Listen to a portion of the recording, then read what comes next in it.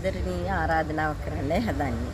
මේ 29 වෙනිදා පොළොන්නරුවේ චන්ද්‍ර මණ්ඩපයේට හැමෝටම එන්න කියලා ආරාධනා කරනවා. රෝමියෝ ජුලියට් වේදිකා නාට්‍ය නරඹන්න. ඒ මොකටද අපි නාට්‍ය කරන්නේ? ඔව් ඇත්තට මේකේ විශේෂත්වය තමයි අපි මේ නාට්‍ය කරන්නේ පොළොන්නරුවේ ශික්ෂණ රෝහලේ ළමා උද්‍යානයක් හදනවා. එතකොට ඒකේ නේවාසිකව ඉන්න ළමයින්ට රෝගවලට ගොදුරලා නේවාසිකව ඉන්න ළමයින්ට සෙල්ලම් කරන්න උද්‍යානයක් හදනවා. ඒ උද්‍යානයට ආධාර පිණිස තමයි අපි මේක කරන්නේ. ඒක නිසා ඔයාලට පුළුවන් ටිකට් එකක් අරගෙන ඕගොල්ලෝ සතුටක් විඳිනවනේ නාට්‍ය බලලා. ඒ වගේම දරුවන්ට සතුටක් දෙන්න මේ උද්‍යානය හදන්න හැමෝටම උදව් කරන්න කියලා අපි ආදරෙන් ආශිර්වාද කරනවා.